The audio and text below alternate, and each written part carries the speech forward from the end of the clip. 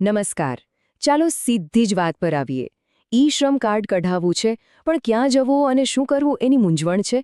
તો આજના આ એક્સપ્લેનરમાં આપણે એ જ જોવાનું છે. સરકારી યોજનાઓનો લાભ લેવો હોય તો સાચી માહિતી હોવી બહુ જ જરૂરી છે, જેથી સમય અને શક્તિ બંનેનો બચાવ થાય. તો ચાલો કોઈ પણ જાતની ગૂંચવણ વગર સીધા જ મુદ્દા પર ફોકસ કરીએ કે આ અગત્યનું કાર્ડ એકદમ સરળતાથી ક્યાં અને કેવી રીતે મેળવી શકાય. હવે માસ્ટર કમ્પ્યુટર આ કોઈ સામાન્ય નામ નથી. જો ઈ-શ્રમ કાર્ડને લગતું કોઈ પણ કામ હોય ને તો આ એકદમ પરફેક્ટ અને અત્યંત ઝડપી કેન્દ્ર છે. આસપાસના વિસ્તાર માટે આ એક મુખ્ય હબ તરીકે કામ કરે છે.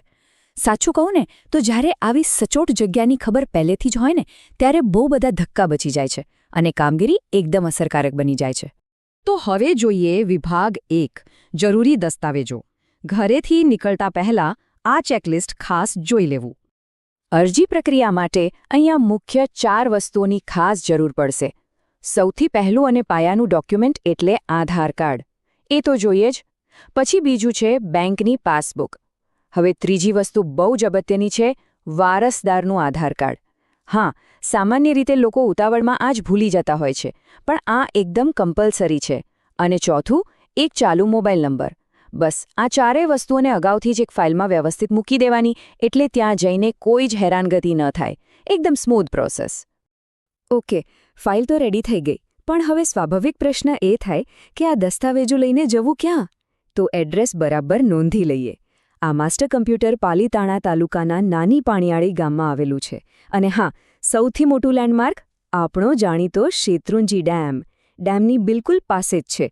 શેત્રુંજી ડેમ જેવી પ્રખ્યાત જગ્યા હોવાથી આ લોકેશન શોધવું અને ત્યાં પહોંચવું એકદમ આસાન બની જાય છે.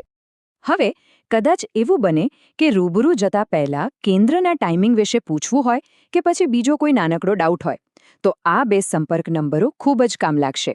પહેલો નંબર છે 9714413541 અને બીજો છે 9737442822. આ નંબરો અગાઉથી જ મોબાઈલમાં સેવ કરી લેવા જેવા છે, જેથી રસ્તામાં કે પછી કોઈપણ મૂંઝવણ વખતે સીધો જ કોલ કરીને સચોટ માહિતી મેળવી શકાય. તો છેલ્લે આખી વાતનો નિચોડ કાઢીએ તો એક જ સવાલ મનમાં આવવો જોઈએ.